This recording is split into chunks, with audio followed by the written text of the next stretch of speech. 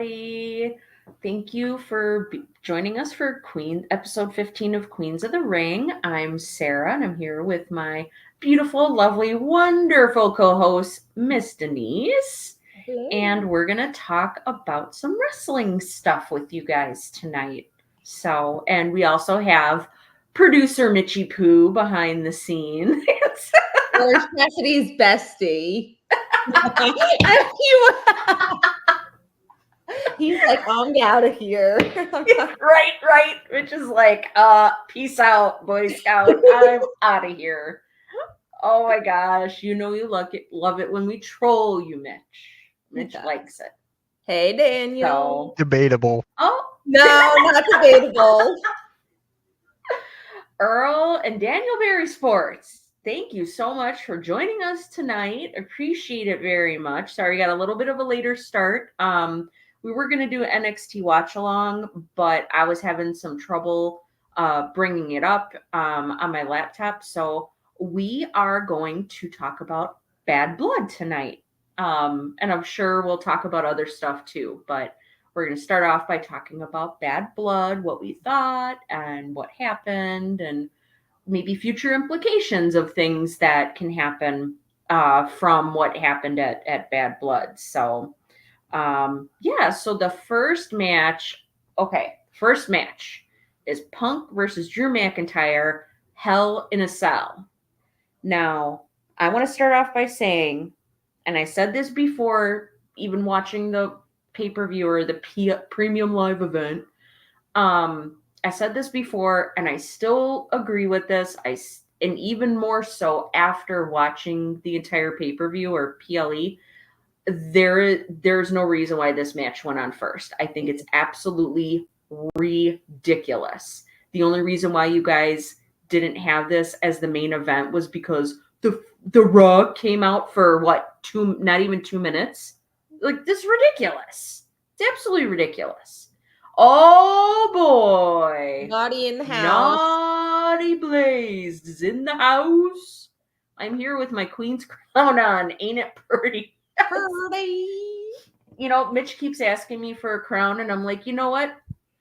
Remind me in a week or so, and I'll go run through the drive-thru at Burger King and get you one of those paper crowns. Give Right? the kids at Burger King. He can go to Burger King himself and get his own damn crown. No, he's just being a lazy ass. I know. I'm like, no, I'll get him a crown too. But I'm like, oh, paper crown from Burger King? Let's do that. But yeah, I was, like I said, I said this before seeing the show, and I felt even more strongly about it after seeing the entire pay-per-view. Like, there is no reason. Mitch, you are not lazy. Come on now. No. He is. Maybe in certain aspects. And I think anybody can be lazy in certain aspects. He's lazy. Mitch is one of the hardest working people I'm one of the hardest working people I've ever met. That guy is doing hardcore sports network stuff from the time he wakes up literally until pretty much the time he goes to bed. So he is very, very hardworking. But yeah, like I said, I don't know, Denise. I just thought it was really crazy how they didn't have this as the main event. Agreed. Wholeheartedly. I just was like, really? Yeah. A minute or two of The Rock just counting 1, 2, 3 and doing the Undertaker throat slice thing. And that's why you had Cody and Roman's match main event? That's stupid. I was gonna say too, and again, remember, this is Roman Reigns and Cody Rhodes teaming up. Of course, they have to be in the freaking main event, even though it was boring as hell. Oh my gosh, that match was so boring. The only good part of that was Jimmy coming back. That was it. I popped so hard when Jimmy came back. It's like, finally, Jimmy's back. Thank God. I've been asking for a couple months, like, where's Jimmy Uso? Where's Jimmy? Where's Jimmy? Why hasn't Jimmy come back yet? Where is he? I'm glad he's finally back. So, yeah. I think my reaction to it too spoke. Yeah, just crazy. But oh, Blaze. Oh, Blaze says he's the hardest with the hardcore, you say? Pause. Hey now, no, I agree. Mitch is the man. Just like His bestie, Orange Cassidy. Jimmy, Jimmy, Jimmy. here, Jimmy. Where's Jimmy? You know, when I saw Jimmy come out, and I was like, it made me think of Timmy from South Park. Oh God. Timmy. But I was like, Jimmy. Yeah, I was so glad when Jimmy Uso came back. He looks fantastic. He did a great job. And I thought it was really telling of I think they really provided, because, for a while, I think people have been like, is Roman a babyface, or did Roman come back as a heel? Is he a tweener, like kind of in between? But I think when we saw Jimmy convincing Roman to go back and help Cody when he was being attacked by the Timu bloodline, it really solidified that Roman and Jimmy, they are baby faces, which I like. I think it's a change, and yeah, I definitely like it, and I definitely agree with it. So I thought it was cool. Yep. Most definitely. But yeah, back to Punk and McIntyre. This is another reason why it really made me mad that they didn't have the Hell in a Cell match as the main event. Is, you mean to tell me one of the best feuds that WWE has produced over the last years, and definitely the best feud in pro wrestling in 2024, and you're not going to have it be the main event? Yep. You know what I mean? And I kind of figured as much, that I didn't think it was a good idea to put this match on first, because even before watching the match and seeing what they were going to do with the way their feud has been going, I knew that any match that came on after it was going to totally not have as much impact. It wasn't going to feel as important. It was going to fall very flat. Even the Rhea Ripley Liv Morgan match, I'm like, what the hell is this crap? Yeah. I was like, okay, yeah, dumbass Dom is in a shark cage. Yeah, funny. Like, I thought it was hilarious, but I'm like, yeah, this isn't the best effort from Rhea Ripley. No. Very disappointed with that match. Yeah. I don't know thinking or doing. But this was, I think, one of the best matches. This is definitely match of the year candidate for me, anyway. And I know I'm sure other people feel differently, but I think this is definitely a match of the year candidate. Oh, absolutely. This is, I think, one of the best Hell in a Cell matches that they've ever done. Not that they do them on a regular basis. The other ones that come to mind is obviously Shawn Michaels versus Undertaker with the debut of Kane. Also, Undertaker and Mick Foley, or Mankind, where Mankind goes flying off the cage, and good old JR says, "You killed him, you broke him in half." I'll always remember that. But those are the other two that I think are up there as being very memorable Hell in a Cell matches. I'm sure there's other ones that were wonderful. Lord Amadeus, how's it going? Thank you so much for joining us. We appreciate it very much. Please hit that like and subscribe button. It helps the Hardcore Sports Network out very much. It helps Denise and I out. We really appreciate it. So thank you for joining us. But yeah, that Hell in a Cell match. Whoo-wee! Oh yeah. For sure. For sure. Yeah, definitely. Oh my God. you could feel like the hate between the two of them. I mean, like out of other ones, it just kind of Yes. like feels like honestly, I mean, out of the 3 Hell in a Cell matches that Drew has had, this was definitely his best one. Oh, for sure. Yeah. For For sure. falling off the side of a freaking cell into an announcement table, besides the point. Besides the point with that. Oh my God. It was just Yeah. wow. I mean, that's what I said was wow and holy shit. Yep. Those are the two things I kept thinking and saying was, oh my God, wow, and holy shit. Like, and it seemed like as the match went on, it got better and better. Better and better. Exactly. You know, um, and they did not hold back on the violence. Like it really, like I said, they ramped it up very quickly Oh, as the yeah. match got on. It got more and more violent, which we would expect with the animosity and the hatred between Punk and Drew McIntyre. More violent Um, and personal. Because, I mean, yes, like, yes, yes, yes. Punk busting open Drew, like legit busting open Drew Oh my gosh. with the toolbox, and then Drew pulling out the beads, and I was just like, "Oh my Oh my god, gosh. this is wild!" That was a wonderful touch with the Oh beads yeah, in the black bag. That was so awesome. I loved it. It was something very small, but it was very impactful well, exactly. and it made sense. It did, yeah.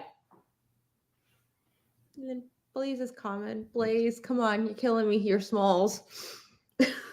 Oh my God, please. Oh my God. Oh, please. You crack me up. You never fail to crack me up, sir. And I love it when you're in the chat and when you're doing a show with us. You always crack me up. Always, always, always crack me up. And you always manage to make light of the situation. And I love you for that, sir. Yeah. But yeah, like holy smokes, when he and I understand that that was inadvertent when Punk, busted Drew open with that toolbox. I mean, I don't think it was supposed to be that bad. Yeah. But of course, and I was hearing crap online. People are saying, oh, Punk is a menace and he's dangerous and he shouldn't be wrestling and all this other nonsensical garbage. And I'm like, okay, first of all, he had his back to Drew. It's not like he could see where he was hitting him. Okay. Yeah. First of all. Second of all, I'm sure when they ran through the match and practiced and whatever, I'm sure he wasn't intentional and, whacking him as hard as he did and where he did. Yeah. But, oh, it was so wonderful. It was so great. Oh my goodness. I saw it I coming was too. not I was just expecting like, it. when Drew was leaning over to go and grab him and Punk had a hold of that toolbox, I was like, oh, that's going into his head. I was like, he doesn't even know what's coming. And oof, wham! Oh man, that was just, it was so cool. Oh my goodness gracious. Like, and to see how badly he was bleeding and how much blood. Oh, Blaze. Exactly. Just here to have fun and nothing about that Mitch dude. Lol. Mitch who? Mitch what? Mitch who? Yeah, Mitch who? Who's Mitch? But yeah, it just, oh my goodness, that match was so wonderful. It was exactly like the perfect way to end this feud. Like I said, this is absolutely feud of the year, probably the best feud they've done in a very, very long time, in years, many years. Yeah. And this, like I said, this is match of the year candidate for me for sure. It's either that or the Will Ospreay Takeshita match from earlier this year. I believe that one happened in March. So I'm kind of like trying to figure out between those two which one is better. This definitely, whew. But yeah, this was a great way to end the feud. I was half, since Seth Rollins came back, I think it was last week on Raw with the last Monster Standing match. I was halfway expecting Seth Rollins to come out and maybe try to interfere in some way. But I'm glad he didn't. I'm glad they didn't do that. I'm glad they didn't go that route. And both Punk and Drew McIntyre, put on a hell of a match. It was great. Oh yeah, It was great. And it's funny because I think people are going to be comparing future matches, future Hell in a Cell matches to this one. This one. Oh, absolutely. Yeah. I mean, of course, you're going to get them to compare to the Undertaker Triple H Hell in a Cell, and Undertaker versus Mick Foley, and Undertaker versus Shawn. Like, of course, you're going to have comparisons to that. But as far as modern Hell in a Cell matches, this one definitely takes it. Yeah. Ranks up there for sure. For sure.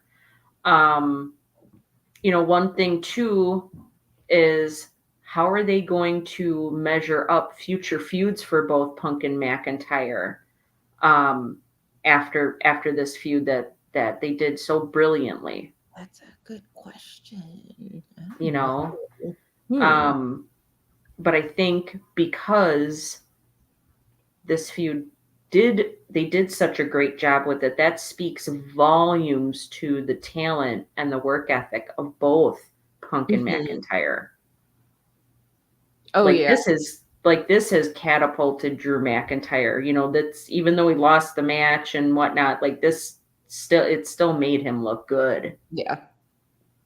It definitely still made him look like there was, he didn't really lose. There was really no loser with it, because it elevated both of these guys. It made people who maybe didn't know much about Drew McIntyre or whatnot are now noticing him, are now fans of him. And with Punk, I think it really got rid of this stigma of, oh, he's 45 years old, he can't do it anymore, and look what happened in AEW, and now he's bringing that crap to WWE. I think he really shut up a lot of the naysayers with his performance, especially since he's been back in WWE, but definitely with this match. Mm-hmm. Oh yeah. So yeah, this was and hands down, this was absolutely match of the night, hands down. Anybody who thinks differently, you're an idiot. Cuckoo for Cocoa Puffs.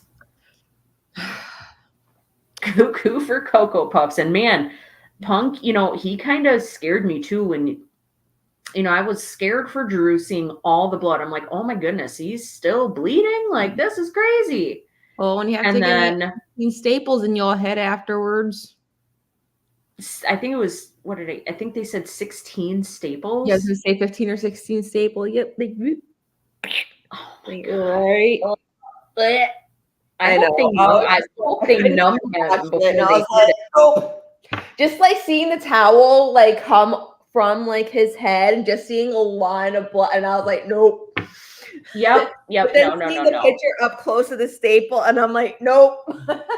No way. Oh, it gives me like, oh my goodness. It looked, just thinking about how much it hurts and how much those staples probably hurt, even if they numbed it. Like, it just gives me like this gaggy feeling. Yeah. Yeah. And I've said this before, and I will continue to say it. Wrestling is not fake.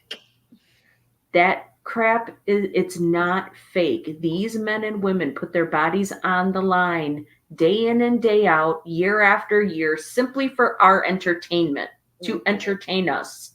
Like, I'm sorry, but I'm very, very appreciative of that.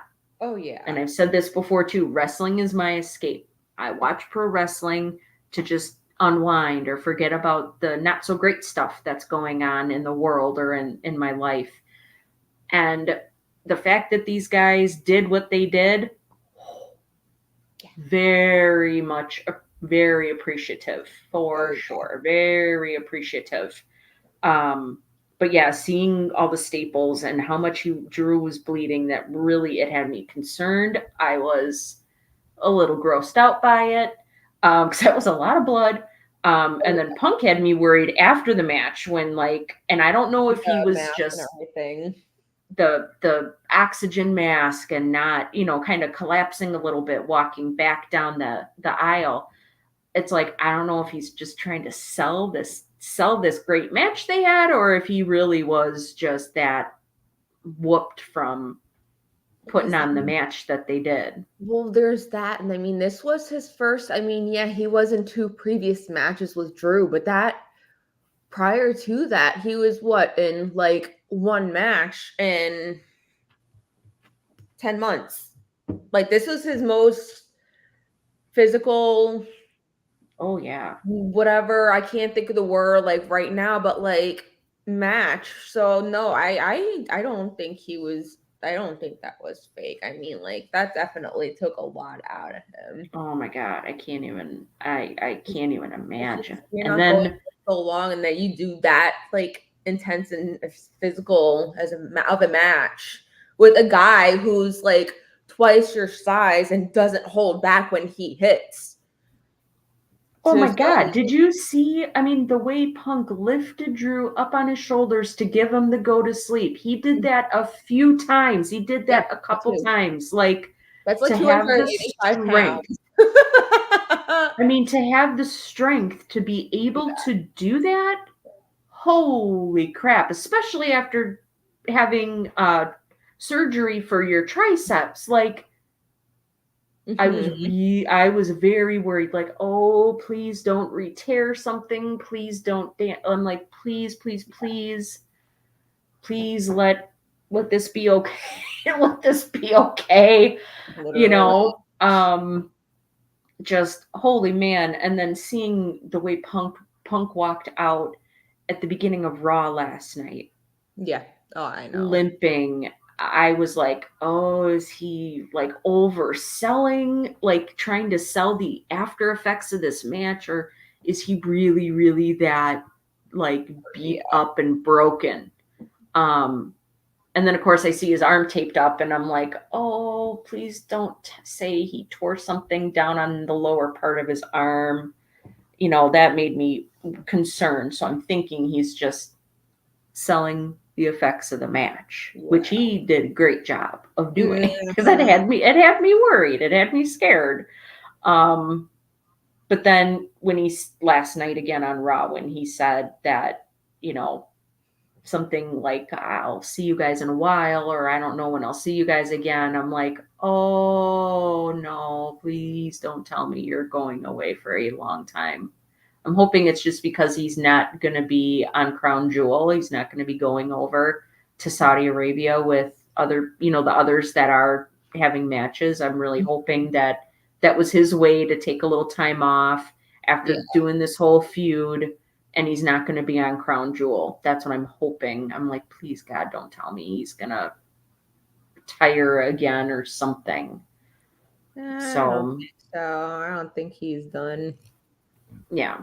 He ain't done. So yet. yeah, like I said, match of the night, one of the best matches this year for sure. Just overall, very, very happy with this match and really enjoyed it.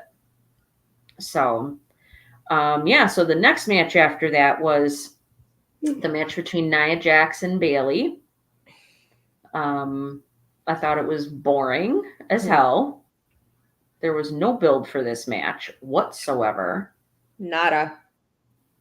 And at this point, what was that? It was predictable. Oh, absolutely predictable. And I even said before the match, I was like, I wouldn't mind if they put the title back on Bayley, because Nia Jax, like I said, she has not done anything to earn this title. Has she improved a little since the last time she was in WWE? Yes, she has improved. However, I still feel she has not improved enough that she should have a title. Well, yeah. And I will stand by that. I will stand by that wholeheartedly. You know, and if you like Nia Jax, cool. Like, no problem. It's just I don't care for her. I never have cared for her. Like, her promo skills are not good. Her in-ring work is not good. It's like, I would think that somebody would need to greatly, greatly improve to even be considered to have a title. But yeah, it was predictable. The match was boring. There was no build for it. And then you have Tiffany Stratton come out. And of course, once again, they tease her cashing in. Yeah. It's just like they're going to keep doing that until she actually Well, does. and I'm just like, at this point, let her flippin' cash in. Yeah. Agreed. Let her cash in. Like, this is ridiculous. What are you going to do? The same crap that you did with Damian Priest, where you tease him cashing in a gazillion times? Yeah, pretty much. I mean, Over and over and over. It's like, oh my God. Tiffany will be a better champion than for sure. anyway. So Absolutely, she will be better. And I think she will, like I said, with her in-ring work and her promo skills, I think it will help. The title will help elevate her, and she will help elevate the title. Yeah. She will make that title seem more important. Mm-hmm. Most definitely. I didn't even know who, since I don't watch NXT. I mean, like, I didn't know who she was until like she became NXT Women's Champion, but I only knew of her name because of that. And I was looking, I was like, she looks like a fake Barbie doll. Are you serious right now? She looks like a fake Barbie doll with big boobs. Come on. Yeah, that can do really good mood salts. I mean, it's true. Oh my God. Jesus. Oh, it's so funny. But yeah, I mean, I think Tiffany Stratton is great. I think she's been a welcome addition to the main roster and SmackDown particularly, because they need good, strong wrestlers on SmackDown. And I think, is Tiffany Stratton perfect? No, of course not. She absolutely is not. You know, and she's a lot to learn, a lot more time left in her to do wonderful things. But it's like, dude, come on. Enough with the teasing her cashing in. Just have her cash in. Mm-hmm. At this point, it's just, and I'm thinking I'm hoping that they're going to do it after, right after Crown Jewel. Yeah. Will be even. Ooh. Never mind, because it's not for the title. Just kidding. What? My mind went in that direction. I was like, maybe if she was like, no, wait, it's not for the title. Never mind. Yeah, I know. I mean, she could. I mean, in technicality, she could cash in, even if it's not for the title itself. Even if the match isn't for the title. Yeah. That's the cool thing is the match that, if she comes and interferes in a match, that Nia is having, Nia doesn't have to be in a title match for Tiffany to cash in. And with how much WWE caters to the Saudi crowd and stuff, it wouldn't surprise me. I'd be okay with her cashing in there. No, I wouldn't mind it at all either. I'd welcome it, actually. Jesus. Yeah. I figure the sooner you get the title off of Nia Jax, the better. Same thing with Liv Morgan. Mm-hmm. So, hey Ram, how's it going? Thank you so much for being here. Appreciate it very much. And Leader Johnson said, great show. Y'all and Mitch making me want to really get back in wrestling. Get back into wrestling. Come on. Wrestling is fun. And wrestling with Triple H now, I really think they're calling this, I guess, the Triple H era. And I really feel that wrestling is fun again. Wrestling is, it's getting a little bit edgy again, which I'm okay with. I'm not saying gratuitous swearing and blood and all of that, because those things when they happen lose their impact if you do them too much. But it's becoming cool. It's fun. Definitely get back into wrestling again. Please do. It's getting good. It's getting good. It is. Especially after all the nonsense we had to deal with Vince McMahon running everything. So, God. oh, well, you're welcome, Leader Johnson. He said we help him learn more of the new generation. That's great to hear. So, yeah, absolutely. There's lots of new wrestlers that haven't been around very long, or they haven't been on the main roster of WWE very long, but they are very good. Braun Breaker's another one. Mm-hmm. I mean, I was surprised they kept him down in NXT as long as they did. He Yeah, is a beast. Bring him up. Oh, yeah. He is a beast. He's so good. He's great on the microphone and during promos and stuff. He's absolutely excellent in the ring. Like, you can't go wrong with Braun Breaker. He's awesome. I mean, you look at who his father is. Rick Steiner is his dad. So he had wonderful role models and, people to learn from, in his dad and his uncle. So yeah. I feel like I've said before, I'll say it again. I see so much of his uncle in him. Oh my It's God, right? scary. And I was like, oh, hey, Scott, what's up?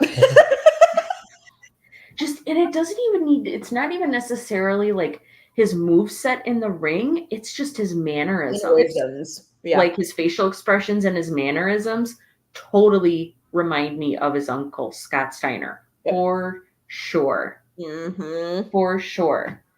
Even down to the freaking attitude, like you said, mannerisms, attitude, the yes. way he moves, the way he walks, the way he reacts, and I'm like, stop! It's scary. Pretty much. Pretty much. I mean, and I think it was a good decision moving him over to Raw too. Oh yeah. Because they have more, I guess, heavy hitters over there. I guess is the best way to say it. Yeah. There's more level competition for him. Whereas if he was on SmackDown, he would have Grayson Waller, Austin Theory, Andrade, Carmelo Hayes. Pretty which Grayson Waller, I believe Austin Theory and Carmelo Hayes, he was with all of them in NXT. It's like, I want to see him, compete against new people. And I think that was part of the decision why they moved him to Raw. And I think it was a great decision. So I think it was, Rick Steiner's son, he goes by Braun Breaker, and he is awesome. Oh my gosh. Didn't they say he runs, when he runs the ropes, he does it at 23 miles an hour or something, they're 26 miles an hour. Serious? I mean, the spear, when he does the spear, oh my gosh. And the Frankensteiner, that, when he does the Frankensteiner, holy crap. He is a beast. He is so good. So yeah, Leader, definitely check out, go search him on YouTube, Braun Breaker. And you can watch some of his NXT stuff or some of the stuff he's done in the main roster. He's wonderful. Wonderful. But Tiffany Stratton, I mean, she's I kind of think the female version of Braun Breaker. She's a heavy hitter. She does this beautiful moonsault. She's wonderful. She needs to, I think, improve a little bit on the mic, but she's definitely improved since she's been on the main roster, for sure. Really like Tiffany Stratton, really like what she's doing. And especially since, I think it was last week, not this past Friday, but the Friday before, where Nia Jax was put her hand around Tiffany Stratton's throat. I was like, oh, I cannot wait for her to cash in that briefcase and get that title off of Nia. I couldn't wait before, and now I really can't wait. It's like, bitch, you're gonna threaten me and try to choke me with your hand? No, Game Yeah. over. You're Like, done. Nia just keeps digging her own grave and she doesn't Oh, even realize she's doing it. She's like, I can yes. bully Tiffany into doing what I want and helping me in my Oh, I every hate whim when and they do everything. She's not bullying gonna cash in angles. on me. Oh, sweetheart, you have no idea how wrong you are. You're making it Hate when worse they for do yourself bullying and you don't even angles. know it. Oh, yeah. Oh, yeah. I love And it. it's crazy, too, because she's bullying and being such a jerk. Yeah. But I heard that in real life, she's a really nice person, Person. which, yeah, just kind of crazy. But yeah, Nia Jackson Bailey totally fell flat. Boring, predictable. We all knew that Bailey wasn't going to win because Nope. it's not like her title run. It didn't leave really much to be desired. So I'm like, kind of doesn't make sense to make such a spectacle and such a big deal about Nia Jax being Queen of the Ring and winning the title off of Bailey, just for them to put it back on Bailey. That's silly. Because then at that point, what was the point of even taking the title off of her at all? Mm-hmm. Yeah, I mean, exactly. I personally think they should have kept the title on Bailey and just had Tiffany Stratton cash in on Bailey. Yeah. I think that would have made a lot more sense. Made a lot more sense. So, yeah. Oh, Ram, you have a YouTube channel? That's awesome. I had no idea you had a YouTube channel. Very cool. Y'all. Very cool. So, yeah, so that was Nia Jackson Bailey. It sucked. Big time. So, next match is Damian Priest versus Finn Balor. This is another match that really fit the theme of bad blood perfectly. They had so much animosity, so much hatred between these two. Mm-hmm. Which is kind of funny because I wonder sometimes if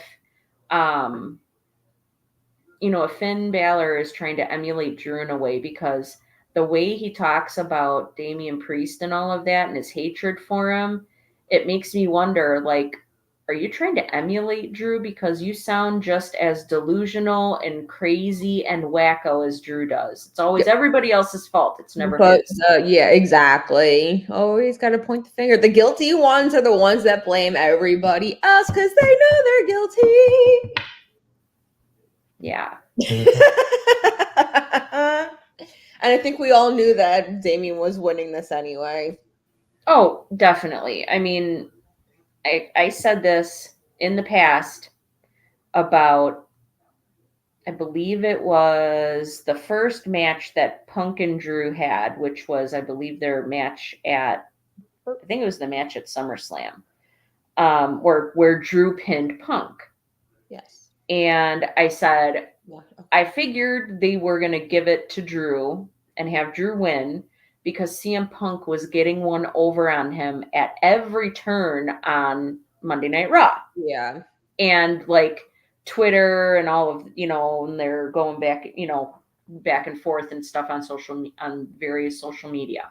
Mm-hmm. So I kind of felt I felt the same way about Finn Balor losing to Damian Priest, is that Balor, of course, with aid from stupid Judgment Day, he was getting one over on Damian Priest over and over, at every turn. So it only made sense for Damian Priest to win the match. Yeah. Absolutely. So, I mean, it was an all right match.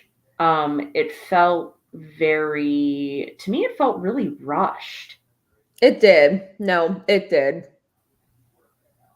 And I feel that way about a lot of the matches. It's like really the only ones they gave a decent amount of time to was, of course, the Hell in a Cell match with Punk and McIntyre, and then, the main event with Cody and Roman versus the Bloodline. I feel like those were the only two matches that they really gave any time to. Otherwise, the other three matches just felt kind of rushed and definitely not important at all. No. So, but yeah, I mean, it was an all right match. Of course, you've got JD I always call him JD McDonut, Don't- and Carlito come out to try to, interfere in the match, but which I it think didn't we knew work. was going to happen. Yeah, it didn't work, and Damian Priest won over Finn Balor. So I thought it was an okay match for what it was. It just felt very rushed. Yeah. And honestly, this is something they could have done on Raw. It is.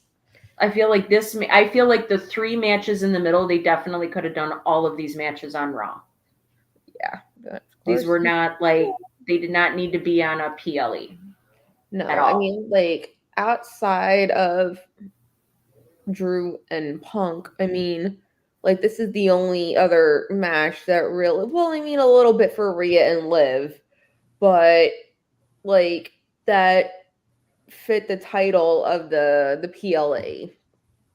Because I mean, Yeah. how close they were in the brotherhood and crap and stuff like that. Oh, definitely. Yeah, leader, it felt very rushed. And Yeah. for these 2 guys who've been going back and forth since, and they were teasing Judgment Day kicking Damian Priest and Rhea Ripley out. They were teasing that for months. Yeah. Even when Rhea Ripley injured her shoulder and she was out, they were even giving little hints here and there. You'd see things and hear things and whatnot.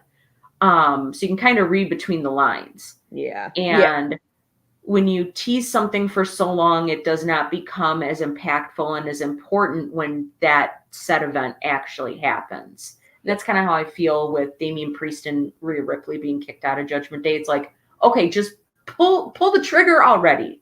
Just freaking do it. Stop dragging it. Like they say, don't talk about it, be about it. It just was like, okay, can we do this already? But so we were getting glimpses for months that they were going to do this and kick Damian Priest, or Damian Priest was going to leave Judgment Day or whatever. So that when it actually happened, I don't think it was as impactful, which is why they continued then on this feud between Damian Priest and Finn Balor. It was all right, but it's the same boring crap with Judgment Day, just like the same boring crap with the Bloodline is constant interference, the same shit. Every match, you got Balor and Priest in the ring, and Damian Priest is, doing very well, and he's almost pinning Finn Balor, and oh great, here we go. Here comes Judgment Day down to the ring. They're going to interfere. They're going to do something and distract the ref, and Balor's going to cheat to win. Like, it's just boring. It's overdone, overused, the whole shenanigan interference. You can miss me with that. It's like I said, it's the same shit with the Bloodline. It's old and boring. Yeah. It's like, I don't like it. Something new, please. Yeah, it sucks. Not making it predictable. So, definitely. So it's like, because of that predictability, because of that is why I feel like this definitely could have been on Monday Night Raw. Yeah. They didn't need to put this on a PLE. But I'm wondering, okay, what is the end game with this? Because I guarantee you, this isn't done. This isn't over between them. No. So it's like, what is the end game? Like, they need to start putting an end in sight for this, because it's just, like I said, it's the same thing over and over again. Yeah. So you just even need to, like, I'm not, like, even, like, obviously the Bloodline's not, because they keep just bringing in freaking Samoans left and right. They keep bringing in more and more people to this, like, this whatever.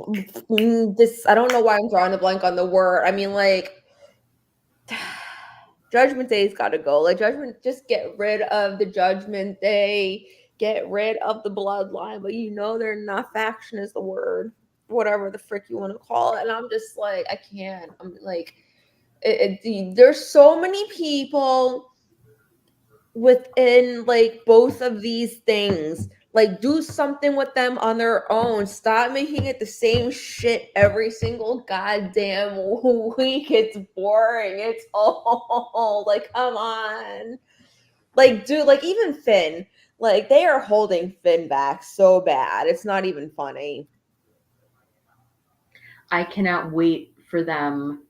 Thank you. See, even Mitch says Judgment Day needs to go away. It's boring. It's been the same shit since they kicked Since since they 2022. kicked Edge out of the group. The same shit, week in, week out, PLE after PLE, show after after Raw, like same crap. And I think, it definitely helped, to elevate, Dominic Mysterio. That's one person, Judgment Day did help, as did Priest and Rhea Ripley, because I didn't know who the hell Damian Priest and Rhea Ripley were. Like, I stopped watching NXT. I used to watch NXT when it was NXT Black and Gold. I stopped watching it because when that NXT 2.0 crap happened, I was like, okay, this just sucks. This is horrible.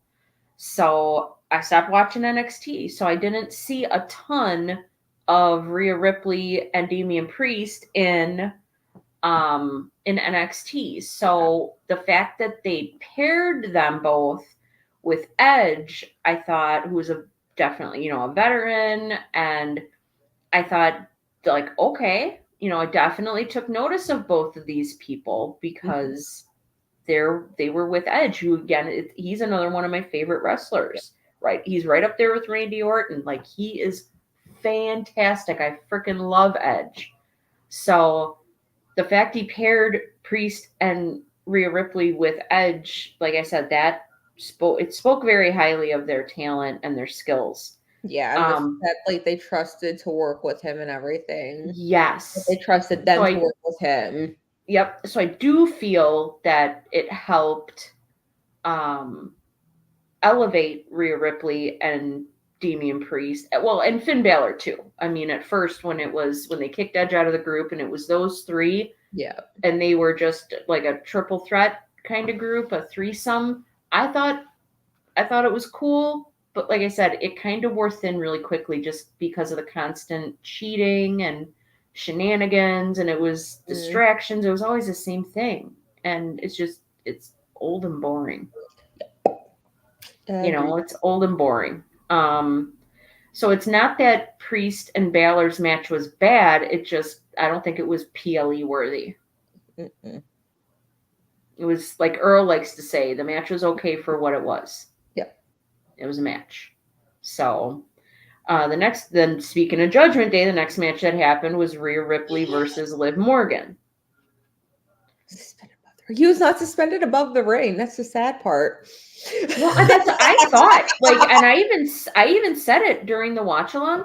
I thought they were going to suspend Dominic over the ring. I thought that's what it was supposed to be. That's what. So the fact they did him over, over the entry walkway there, I was like, oh, okay, well, this is different, but all right, whatever.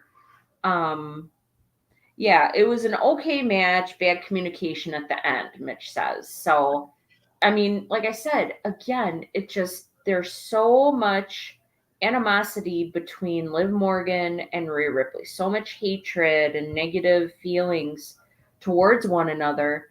The fact that they've been building this up, and this was the match we got. Really, once again, you got somebody coming down and interfering in the match and causing Liv Morgan to win and keep the title. Boring.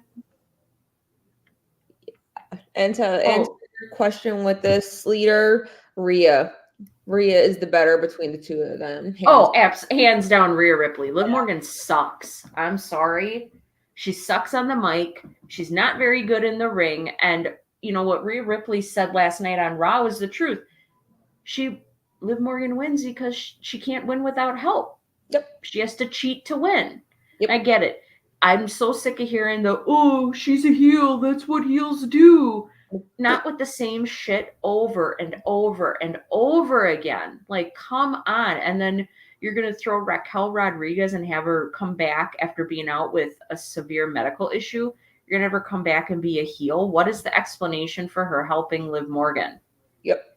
because they're best friends or some shit, and I've read this on social. Oh, it's because they had the tag team titles together.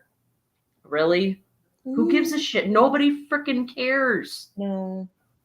Nope. It sucks. It sucked. I'm sorry. It sucked.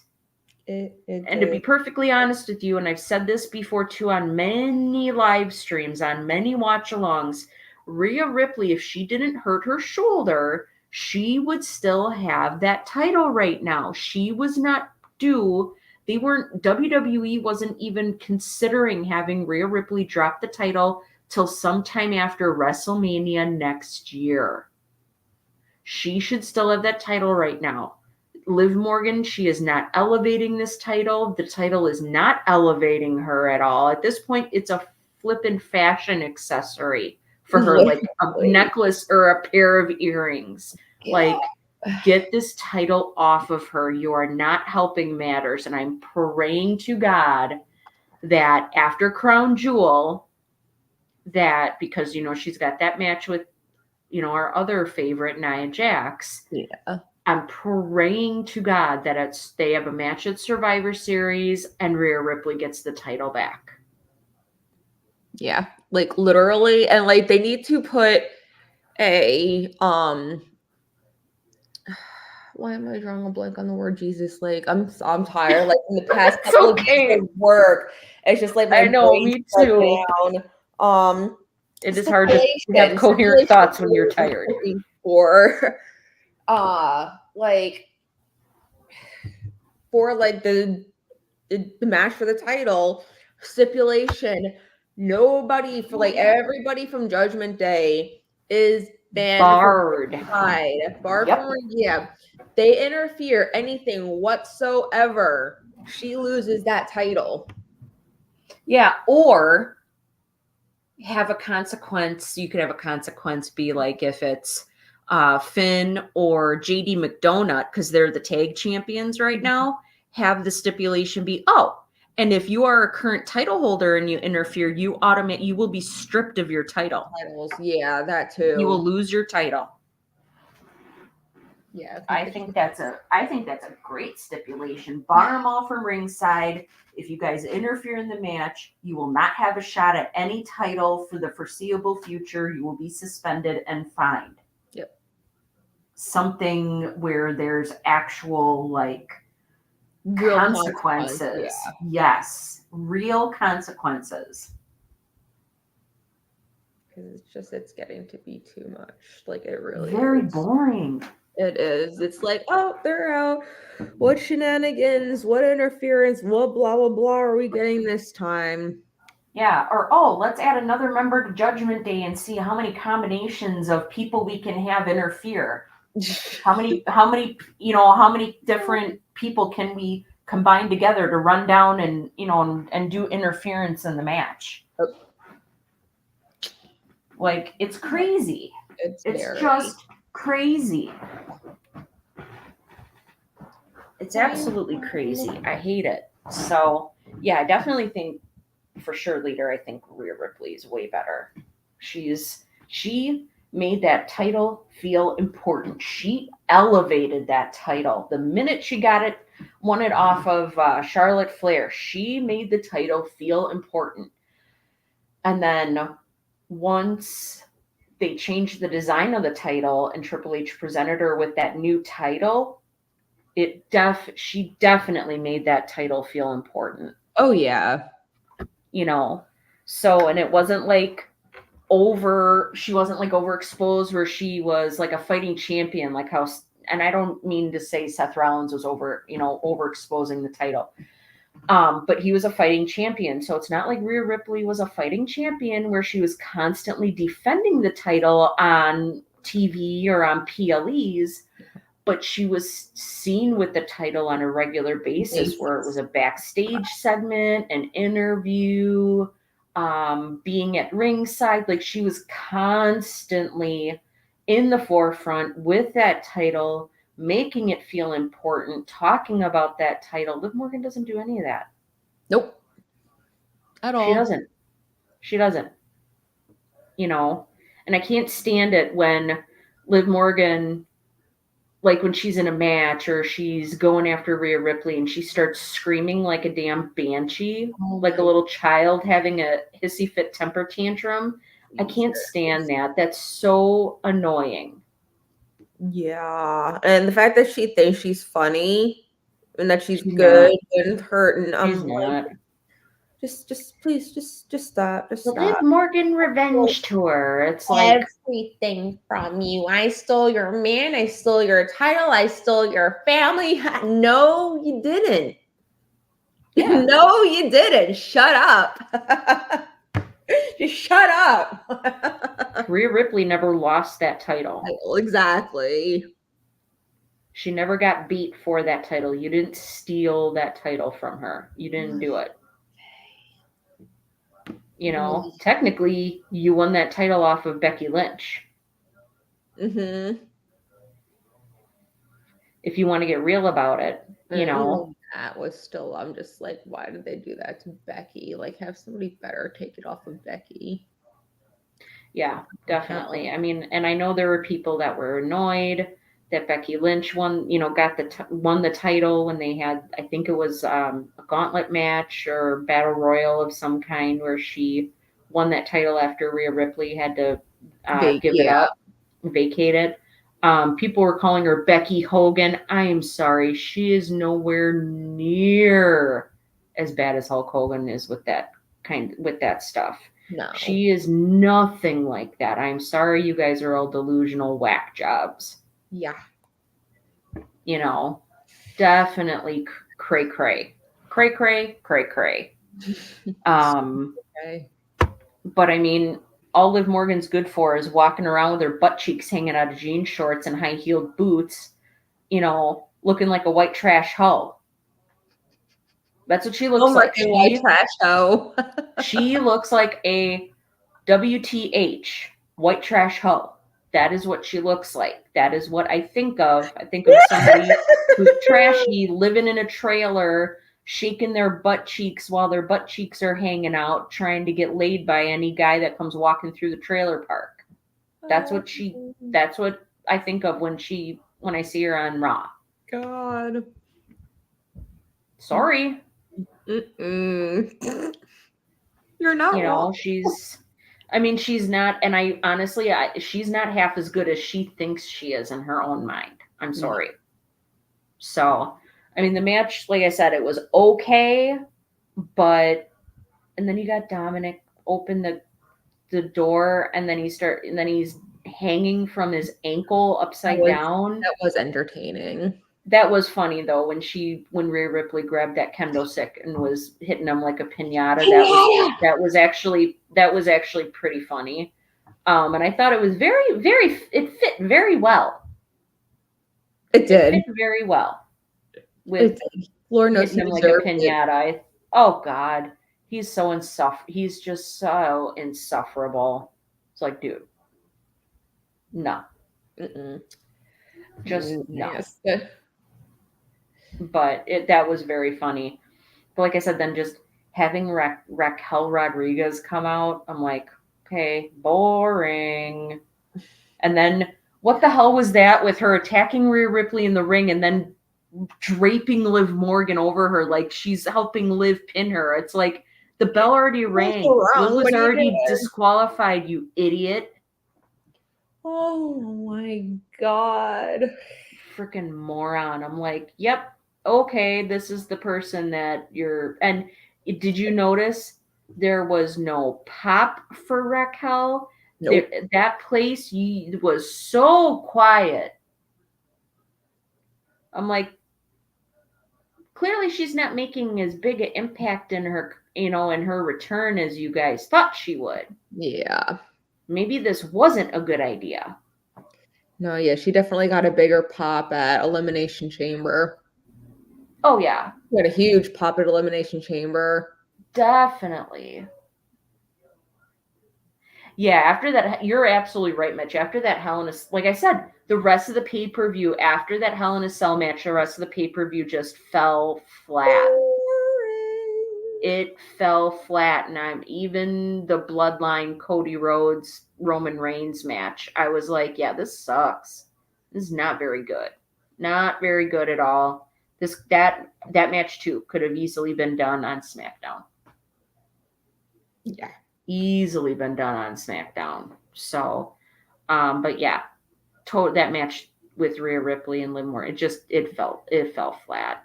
I was like, okay, cool. Liv Morgan had help again to keep the title. Because she knows she can't beat Rhea. Yeah, exactly. So I'm really hoping and praying that after Crown Jewel, I believe we get Survivor Series. Yeah, because I think we were talking about this. I think Crown Jewel is like November 2nd, and then at the end of November is Survivor Series. I'm really hoping they put that title back on Rhea Ripley at Survivor Series. I think it's long overdue. It's time. I second that. You know, you've drugged this shit out enough. Yeah.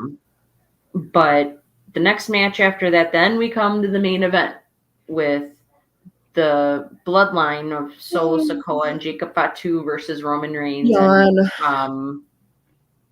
and Cody Rhodes. So yeah, the fact they both had bands playing their music, you know, their entrance music, and then their entrance music played again. I'm like, was this really necessary? Apparently so.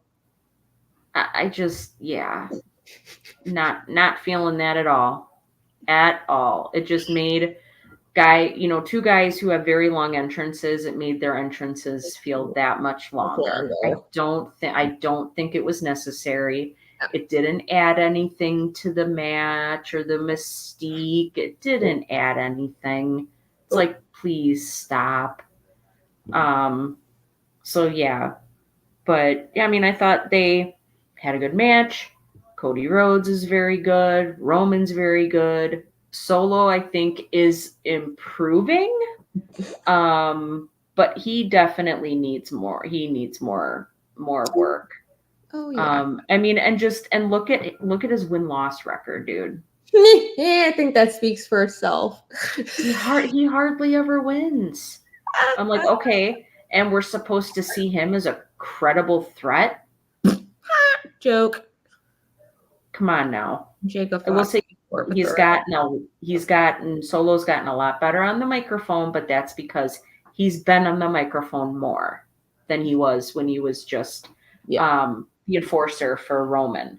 But Jacob Fatu, that's another guy that is an absolute beast. I first watching him when he first debuted on SmackDown,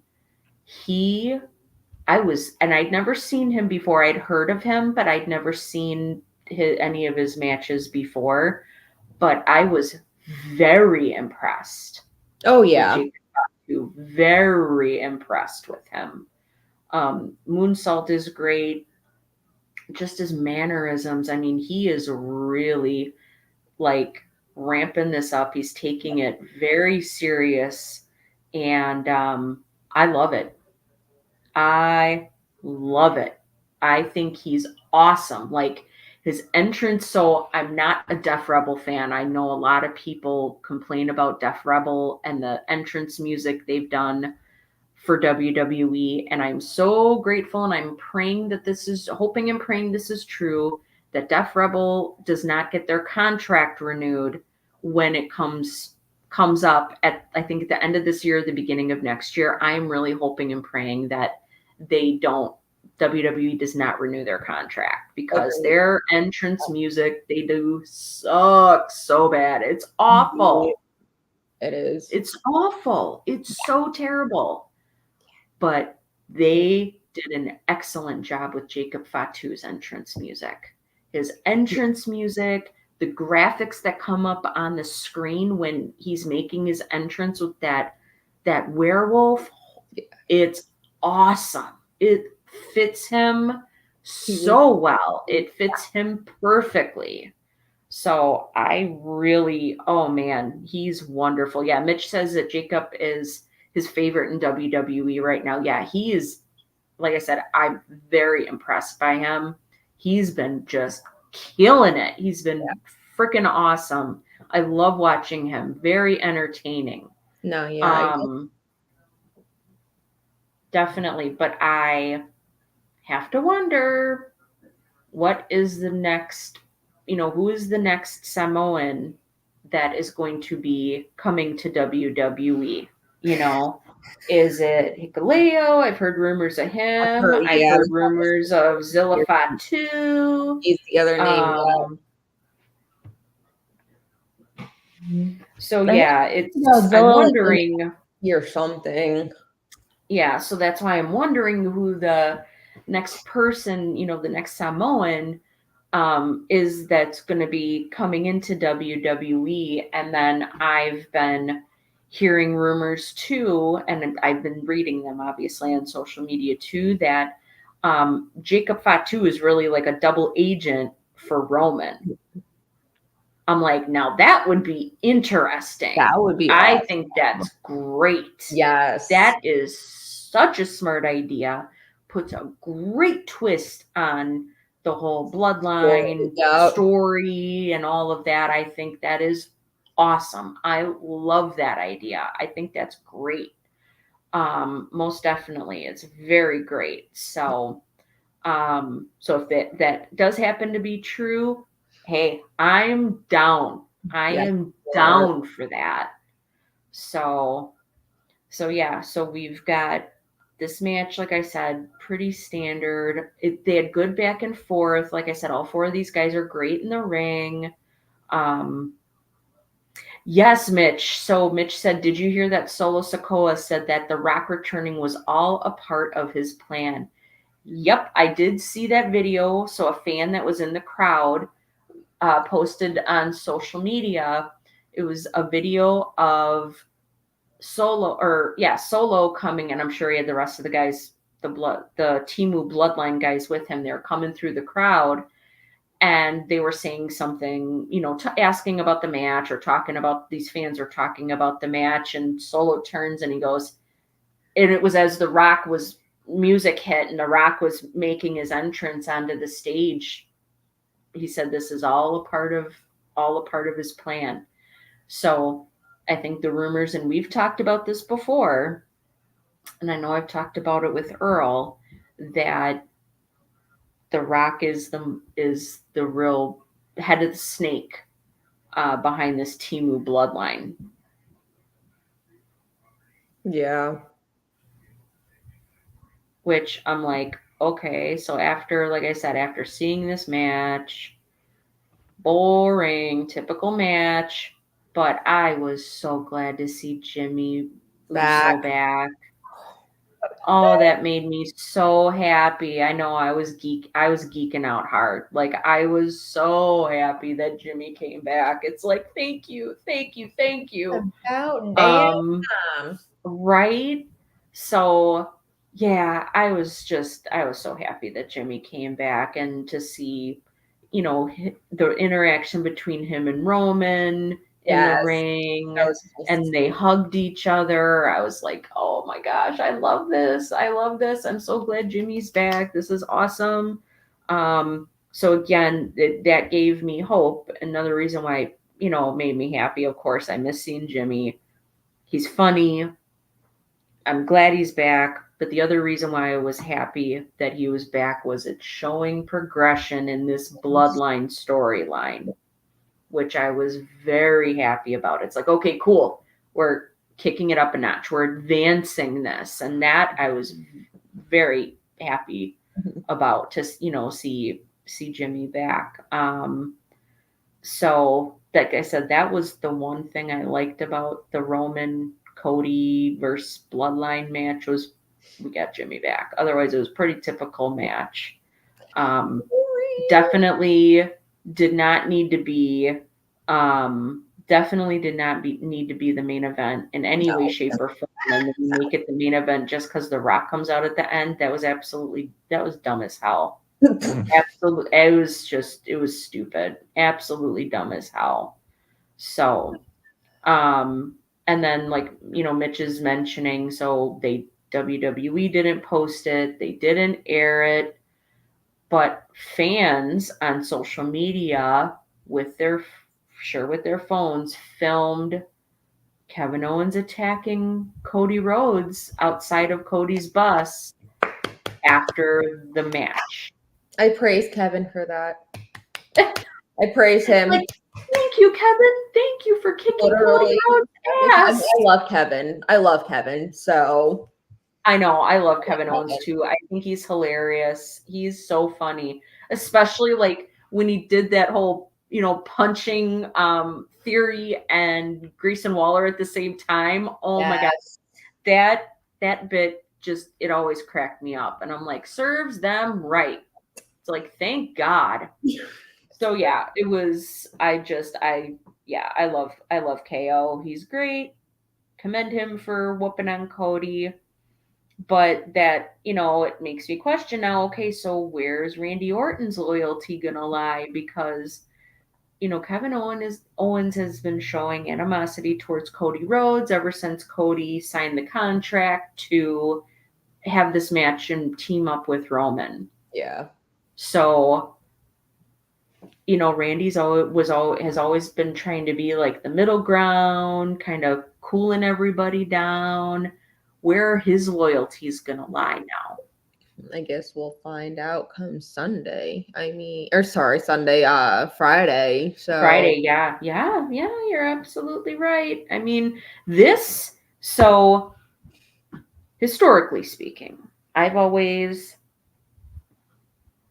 sorry, my allergies have kicked up a notch and they're really bothering me tonight.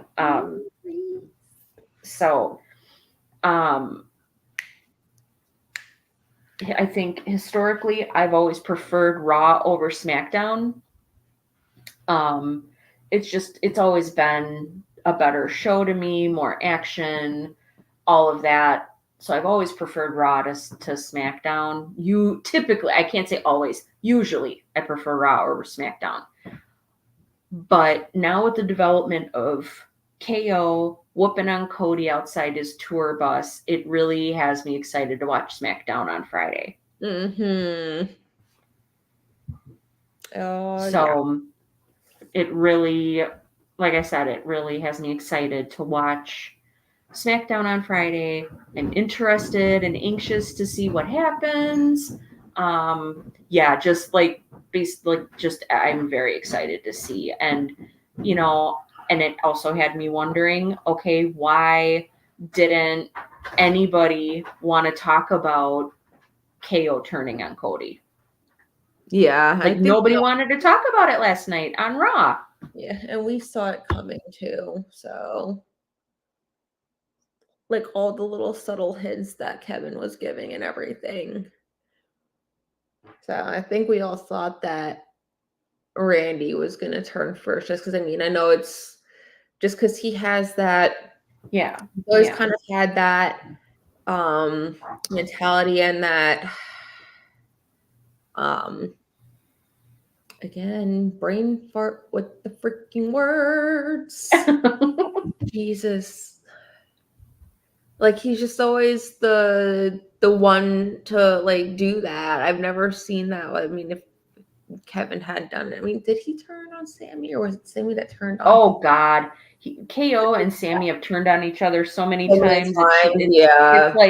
It's like a meme at this point. It's funny at this point. But it's just like I think it was even like time because I mean Kevin's been a face for a while and stuff like that, and he was pretty much in Cody's shadow, unfortunately. And it's like where Cody was, here came Kevin to like the rescue and shit like that. It's just like every single time Kevin got himself involved with an issue that Cody had, he was getting his ass handed to him because of this person that he was helping. And I was like, everybody who is like aligning themselves with Cody is getting like their asses handed to them or like hurt in some way. And I'm just like, it was about time that he turned on Cody. Yeah. Yep. I mean, I personally would love to see Randy turn on Cody too and stick with Kevin. I mean, I love Randy and Kevin together. I They do work too. very well. I love the two of them together. I mean, and it would make sense. I mean, because you could tell in their interaction on SmackDown, Randy very calmly told Cody, started to tell Cody about, how he felt with Cody teaming up with Roman for this Yeah, he match at did. Bad Blood. But then he got, interrupted by KO coming out, which was fine. But again, Randy couldn't finish telling Cody how he felt, and he had once again he had to diffuse the tension between Cody and KO. Yeah. And again, I'm really glad, they've been teasing it for a couple weeks now, KO turning on Cody. I'm really glad they didn't drag this out any more than they did. I'm really glad they pulled the trigger when they did with this, and the fact that they did it just literally relying on fans to see it and film it and put it on social media, man, that's wonderful, like Oh guerrilla yeah. marketing. Wonderful guerrilla marketing for SmackDown. Marketing for WWE, just generally speaking, because Cody is the face of WWE. He has got a lot of, children that look up to him, a lot of fans, and I think it's great. It's a win-win. Sucks that he's boring. I That know. he's a shit champion. And that's why I don't understand, like, how could you spend 2 years, with this Cody versus Roman thing, Cody chasing the title, how do you not have a plan for him once he gets the title? Yeah. It's so lazy. Like, what the hell? I mean, the most interesting thing Cody did since he won the title was his feud with AJ. Which was short in itself. It was very short. And not very short. Yeah. I mean, it wasn't like it was a masterpiece by any means, but like I said, when you look at, and granted, he hasn't even had the title a year, okay, but still, you spent 2 years building this up. You spend 2 years building this up. How do you not have anything for him to do once he wins? I think part of the problem is they don't have enough heels on SmackDown. Yeah. They really don't have enough heels. So I think, again, another reason why I think it was a good idea to turn KO heel. Yeah. Yeah. They don't have enough heels on SmackDown. They just don't. But I do, to your point, I do like Cody. I do like KO and Randy together. I really like those two together. I think they should keep it going. I don't think they're going to exactly pull the trigger yet on turning Randy heel. Just because, they just turned KO heel. And Randy has been a babyface since he returned. Well, ago, yeah. Yeah, he returned almost a year ago. I know he was a babyface before then, but Randy's been a face for a while now. So, and so many people are anticipating the heel turn from Randy and feuding with Cody. But that would be, again, it would help elevate the title. It would help elevate Cody. That's why, like, when Cody does promos and gets angry and yelling, I'm like, thank you.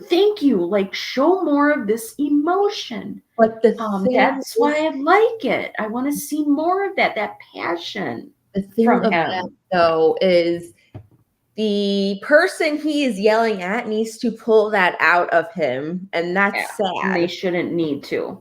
Yeah. I agree. They should not need to do that. Cody should definitely be able to do that on his own. And I don't just like how I don't agree with them turning, because a lot of people are like, oh, just turn Cody heel. And Cody was a heel on when he was working the indies. And I'm like, they're not going to, if they do turn Cody heel, they are not going to be doing it for a very long time. Because like I just said, he's got a lot of children who look up to him. He's the face of WWE. They're not going to turn him heel. Not yet, anyway. Well, he They doesn't do it, hold the it title. won't happen for a while. He doesn't need to hold the title and be the face of the company at the same time. Give the title Yeah, to someone to actually elevate it properly. Yeah, that's what I would agree with that. I would agree with that most definitely. Just saying. Like, is there anybody that you feel on SmackDown would be worthy of taking the title off of Cody? And do not say The Rock, because I do not agree with that. Man, you read my mind. I know a lot of people are talking about that, like they want to see that, and I'm like, no, I'll pass on that. Right now,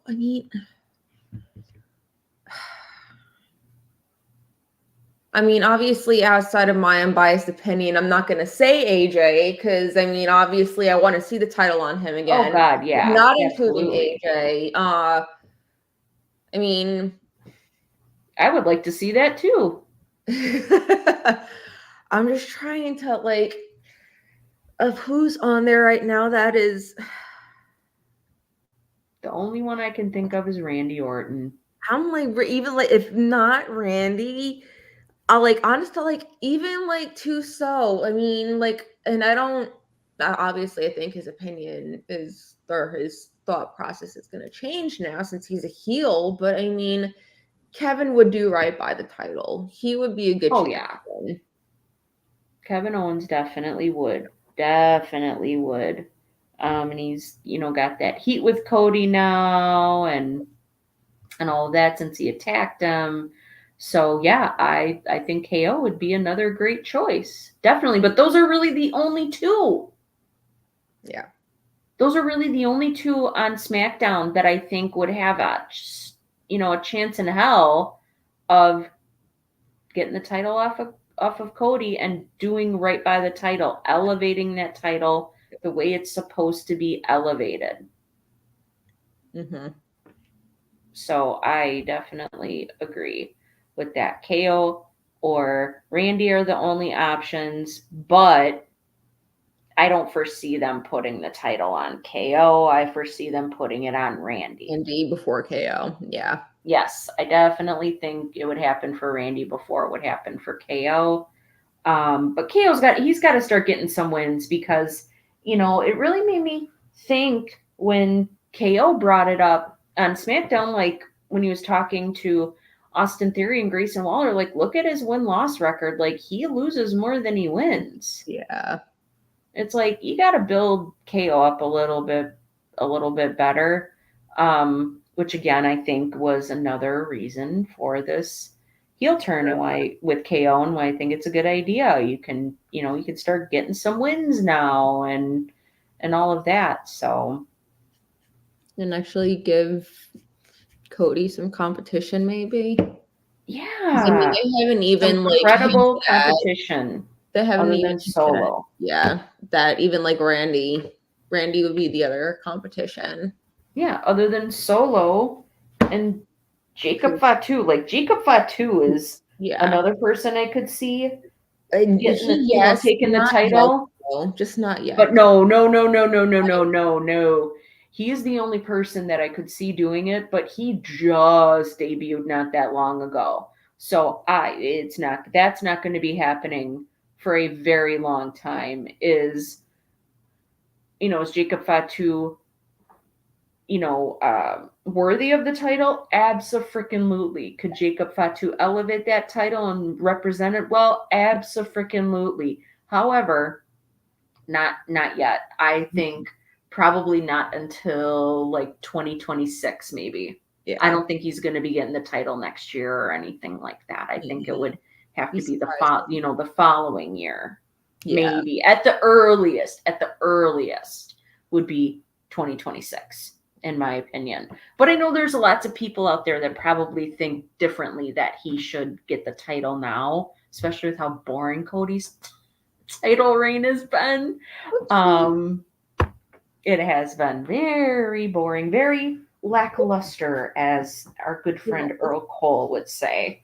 Very lackluster, Well, I very mean, boring. Cody Rhodes is lackluster and boring. Yes. Yeah, he needs So, just, I don't know, he needs some pep in his step. He needs some oomph. Um and maybe that's just part of his like normal like personality where he's just boring. very, yeah, maybe that's just normal for him. Um but it's just like you're right. Like you shouldn't need to rely on somebody else to, kind of drag those emotions out of you. It just makes it very boring.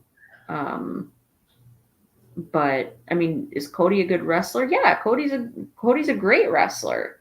Is Cody good on the mic? Of course he is. I don't think they would have put him in this position if he wasn't good in the ring and good on the mic, um, with promos and stuff. But he's just really boring. He's very boring. Very, very, very boring. Really? Yep. So I am excited for SmackDown on Friday. See what happens with KO and Cody. Hell This yeah. is gonna be good. This will be good. Yeah, but let's just let Cody come out and whine and cry. And you're like, Kevin, why did you do it? I want to know why you turned on me the way you did. Shut the f up. I swear to God. Well, but I am wondering that because we never really got a reason from KO as to how, or a He's in explanation of Cody's KO. shadow right now, girl. Come on. You think that's why? He's in Cody's shadow. Oh, come on. Like he's just like there's Cody and here's Kevin. It's just like So like he didn't want to be seen as, no, exactly. he didn't want to be seen as another Cody Rhodes or. Yeah, and just like being yeah. I get it. Like I wouldn't want to be seen as constantly having to bail somebody out. No. And that's what it is. Like he was constantly having to bail Cody out. Yeah. And I can imagine he would feel incredibly betrayed. Randy too. Because they defended Cody, came down and saved, came down for the save many times. I can understand how his friends they'd feel betrayed by him teaming up with Roman Reigns. Yeah. And that could definitely what could have been the straw that broke the camel's back was him teaming up with Roman and KO's like, Yeah, okay, yeah, nope, I'm done. Nope. Like all the shit that him and the bloodline have done to us, and you're gonna go and team up with him just simply because yeah. his cousins attacked you. Mm-mm. No, no, no. No way. Yeah. Well, and it's going to be interesting too because, when you think back to when Roman was given the title of tribal chief, that was bestowed on him from, I think, from the elders, Yeah. which were his father and his uncle, the Wild Samoans. They are both passed away now, unfortunately. So who else are they going to get to do that for Roman? Mm-hmm. Yeah. Because I'm sure that's why this is probably going to be the story, that is why Solo's been calling himself the tribal chief, is because The Rock is considered an elder. So he probably bestowed that upon Solo. Yeah. He's the one that's been pulling the strings this entire time. Yeah. I didn't think about that. I just hope we don't see more like gratuitous favoritism for The Rock. And I do not think people, and I've been hearing rumors too, that they are going to have Cody versus Rock and have The Rock win the title. I'm like, please, God, don't. Yeah, no. He is more part-time than Roman was. And everybody knows how I feel about part-time people holding championships. Yeah. Yeah, no, agreed. He absolutely should not hold the championship, the undisputed championship. No way, no how. There is no world in where I would agree with that ever. No, he don't need to. No. Like, what's the purpose of putting it on him? There is Yeah, no. just so he can hold the title hostage like Roman did Gee, please no. for 4 years. No, Lord. I'm good with that. I'll pass. Thank you. Yeah, like I am perfectly fine with not having Roman, or excuse me, The Rock anywhere near that undisputed championship. Period. Yeah. So No, I agree. yeah, I mean, wait to see what happens on SmackDown. I'm anxious to see what happens on Raw with, there's a lot brewing. I know we're supposed to be talking about Bad Blood right now, but I mean, they've got a lot of stuff brewing on Raw too, because you've got Punk that's out after that amazing Hell in a Cell match with Drew McIntyre. So Punk's going to be out, I'm sure, because he's not going to Saudi. So in storyline form, that's, he's out to recover from his Hell in a Cell match. So I'm really glad that they hinted that they haven't forgotten about him, being in feud with Seth Rollins. I think that's great. Oh yeah, no, agreed. With having him come out, I was like, oh. And then like bump him with his shoulder, and the way that he did it was so like disrespectful. I thought that was wonderful. That was a great touch. But I wonder who's going to win. Who are they going to have win? I mean, they're probably going to have Seth put over Bronson Reed because they're going to end up having a match. So I'm wondering, they're probably going to have Rollins put over Bronson Reed. It's what Rollins does. Rollins does what's... that hurts. I know. It's just, he's... Yeah. Yeah, not a fan of Reed. No, neither am I. Like I said, he does that tsunami splash thing. Just as bad as Nia. He can throw people around. Woo! He's a big dude. So, of course, he can pick somebody up and, toss them around, especially if you've got him in the ring with somebody like Tozawa. You can chuck him like a golf ball. But yeah, I get it. He's newer talent. I get it. You want to, elevate him and build him up. I understand. I just not feeling it. No, God, no. And like he's boring. He's boring. I mean, like, hell, you even have freaking Braun Strowman who's big and can throw people around the ring, but he can wrestle. Yeah. He can wrestle though. He can do more than just a move or two. Yeah. And make it look believable. Make it look realistic. Yeah. I really liked that last Monster Standing match. I thought, and then the week before where they were kind of going all over the place, fighting each other. I thought they were great. They were great together. That last Monster Standing match was just fantastic. It was super fun. Yeah. I really liked it a lot. Looking forward to that. Like when they announced it, obviously not last week, but the week before, I was like, oh, hell yeah. I'm excited for this. Yeah. It's like finally get to see them beat the crap out of each other in an actual match. I'm like, this is going to be awesome. It's like, this is going to be fun. Mm-hmm. And then you had Seth Rollins come out at the end. I was not expecting him to come back. I wasn't either. I popped so hard. I was not expecting him to come back. So I was very happy. Oh my gosh. I was very surprised by that. I thought for sure he would have been out at least another month. Yeah.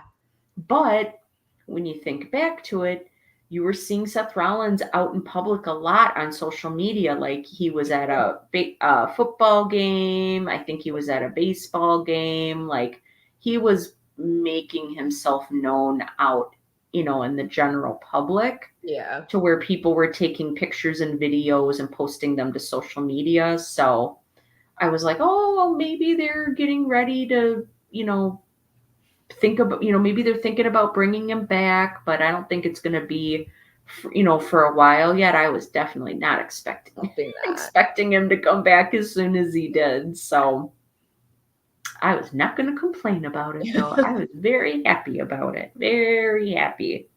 Um, but yeah, there's a lot going on Raw. It's going to be interesting to see what happens too moving forward with Damian Priest and Finn Balor. Are we still going to get this like back and forth with them continuing? Because they've done, like I said, a while ago in the show with you tonight. It's just they keep doing the same crap and it's boring. Yeah. Boring and predictable. So it's like, can we please move on from this and do something different? Yeah. Yeah. I guess we'll see. Like, Jesus. Yeah. I think maybe until like once they take the title off of Liv, because that'll end the feud between Rhea and Liv, and then have something done with them. Sure. I mean, I don't know, because it just Oh, seems so once Rhea Ripley wins the title back from Liv, you think Liv, that'll be yeah. okay. Because I mean that'll like end like the like the ties between them and everything. Because I mean, like with Rhea never losing the title and then Liv running her mouth, they like claiming that she stole everything from Rhea, which is not the case. I mean, Rhea nips that in the butt by winning the title back, and that literally severs it. But I mean, then again, unless whatever happens between Finn and Damian, that's another whole can of worms to deal with and everything. So, but it's just like, what more can they do with the two of them? Yeah. I don't know what more they would be able to do with them. I don't know. But then, you saying that, it makes me wonder, even if they do take the title off of, when they do take the title off of Liv and put it back on Rhea Ripley, okay, so then are we going to get the same crap where it's now Liv Morgan's chasing Rhea Ripley for the title and it's the same shit over and over? Yeah, unless there's just like the whole with like Pierce is like, this is like, obviously she'll get her rematch and everything and stuff like that. But like once that's it, like done, it's enough. Kind of like with what Pierce did with Drew and Punk. Oh yeah. Okay. Like, this is ending here. Like once this match is done, like it's over. Like we're not dealing with this anymore. They have to do the same with Liv and Rhea. Yeah.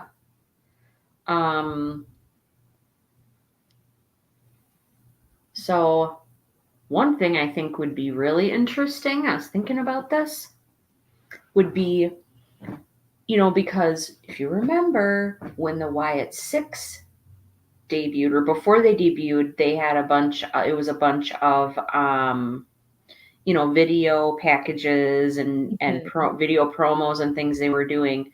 And I noticed a very strong theme in that was they talked about family. Yes. And betraying your family. Well, Judgment Day they were saying for the longest time how they were family, we're a family, you're my family, yada, yada, yada. I think it would be so cool if they had the Wyatt Six feud with Judgment Day. I like that. It would just be something different. Yeah, it would. You probably aren't going to get away from like shenanigans with Judgment Day, like interfering and all that other crap.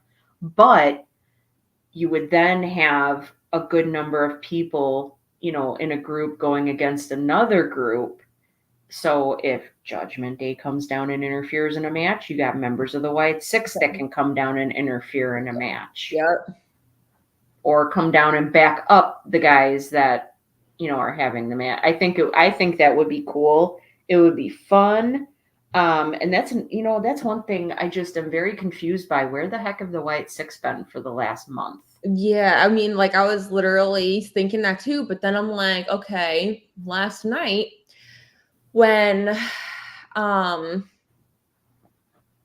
Cross and Miz were talking, it was when they were talking, right? And that's when the shit kept popping up from Mitch, Six. they're about to target Earl. That's why I think literally where it's going to. That's why I was just like, but they did the same thing with Chad Gable, and I mean that kind of like ended. Oh, Mitch. Oh my God, Mitch! That picture is so awesome. I love it. But no, you outdid yourself. I needed a laugh. Why don't you come and join us, Mitch? All right. Join us. Join us. Join us. Here. Join I'm right us. here. I know. But you know what I can do though. You know what can happen.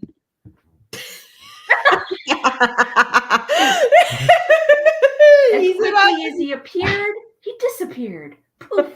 Yeah, but now I'm Magic. Yeah. And then nope. I'm telling you, I believe in Mitchkovsky. When you sent me that, Sarah, when you sent me that with the Hardys, I was dying. Isn't that hilarious?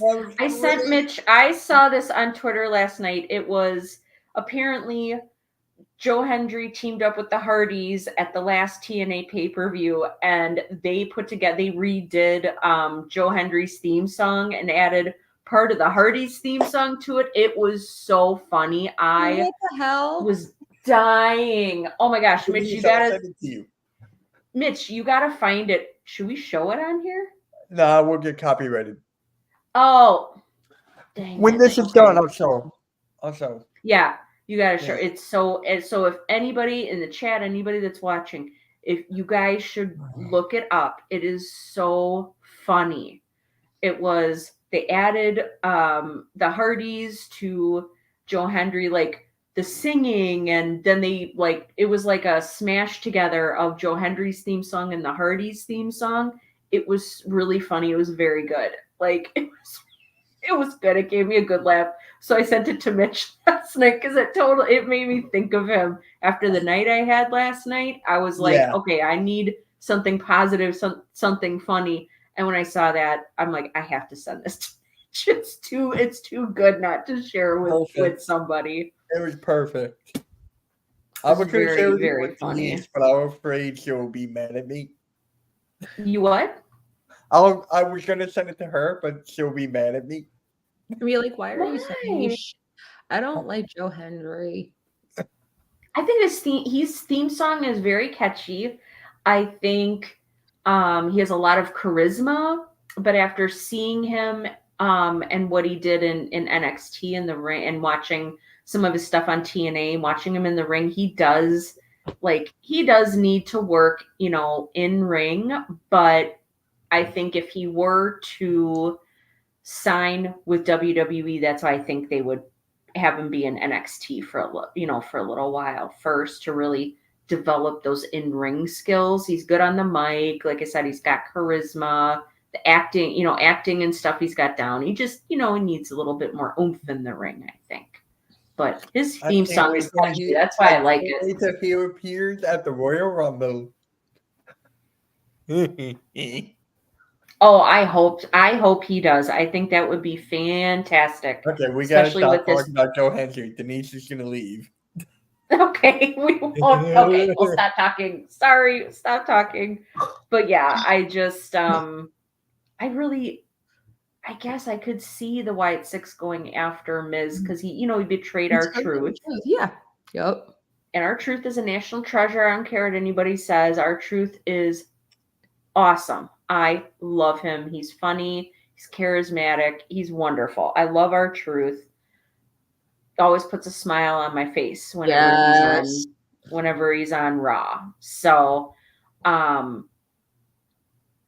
yeah, I guess I could see them going after Miz and or Karrion Kross. yeah, what's his group's stupid name? Final Testament. That's it. I could see them going after Miz and Final Testament like together, since it seems like Karrion Kross is really the one that influenced Miz to turn on R-Truth. Yeah. Mm-hmm. So I could see that, but I still think it would be better if they went after Judgment Day instead of whooping some ass. I like it.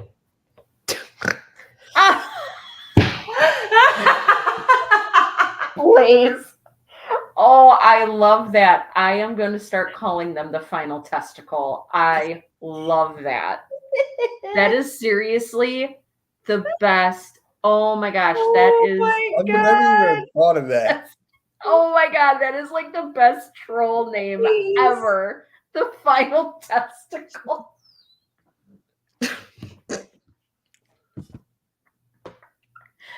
Oh man, naughty Blaze, you do not disappoint, my friend. Right again.